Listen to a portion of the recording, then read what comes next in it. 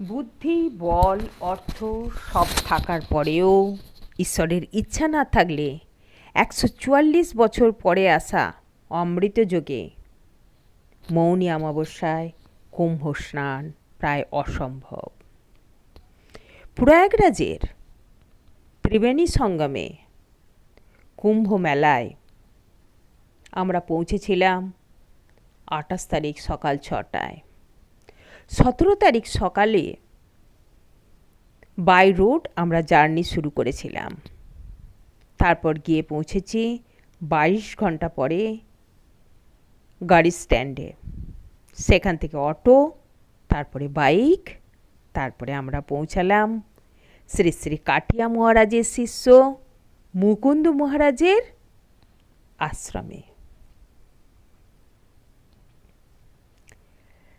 যাওয়ার সময়ই দেখলাম মেলা প্রাঙ্গণে কাতারে কাতারে মানুষের ভিড়। কেউ বা পলিথিনের নিচে, কেউ বা রাস্তায় আশ্রয় গ্রহণ করেছে। আর আশ্রম বা প্রাইভেট হোটেলের মতন টেন্ট তো আছেই। আমরা ১৮ জন এই কাঠিয়া মহারাজের টেন্টের ভিতরে আশ্রয় পেয়েছিলাম। থাকা খাওয়ার সুবন্দোবস্ত আমাদের হয়েই গিয়েছিল। তারপর আমরা ঠিক করলাম কয়েক ঘন্টা ঘুমিয়ে নিয়ে যাব মেলা পরিদর্শনে।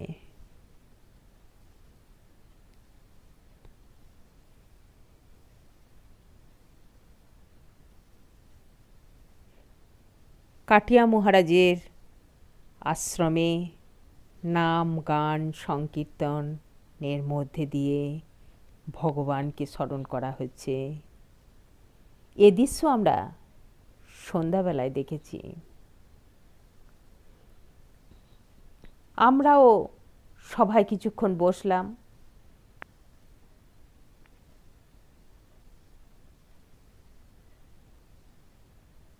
উনি নিজে হাতে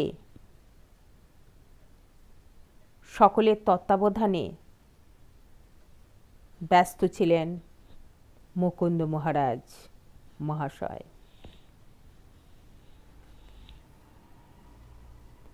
ওনার আশ্রমের ভিতরের দৃশ্য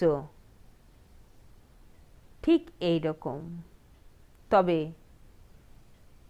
২৮ তারিখ রাত্রিবেলা এখানেও মানুষ আশ্রয় গ্রহণ করেছিল। খাওয়া দাওয়ার পরে জায়গাটা তাদের দখলে চলে গিয়েছিল।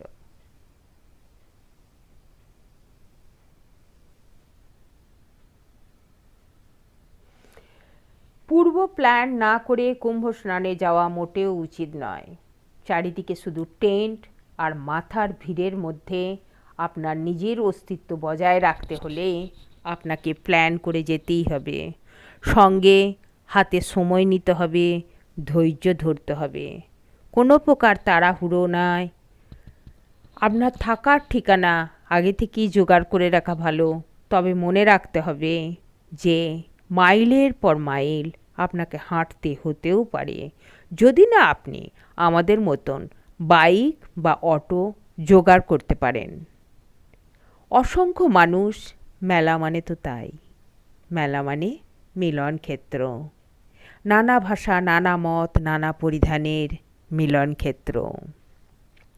যেহেতু সনাতন ধর্মের মেলা এটা, তাই হিন্দুদেরই আনাগোনা এখানে বেশি। দেশ বিদেশ থেকে, ভারতের বিভিন্ন প্রান্ত থেকে মানুষ এসে এক অখণ্ড ভারত তৈরি করেছে এই কুম্ভ মেলায়। পুলিশের সহায়তা ছিল, কিন্তু সেরকমভাবে পাওয়া যায়নি। কেন পাওয়া যায়নি? না, ওনারা লোকাল পুলিশ ছিলেন না। ওনারা নিজেই জানেন না পথ নির্দেশে। ওনারা জায়গার নাম জানেন না। ওনারা জানেন সেক্টর। আর মানুষ সেক্টর চেনে, মানুষ তো জায়গার নামটাই চেনে। তাই সহায়তা কিছুটা কম ছিল। তবে বোর্ড বা পথ নির্দেশিকা যদি আরও আরও কর্নারে কর্নারে বাঁকে বাঁকে থাকতো, তাহলে পরে মানুষের মঙ্গলই হতো। এত মানুষ হারিয়ে যেত না বা বিভ্রান্তির মধ্যে পড়ে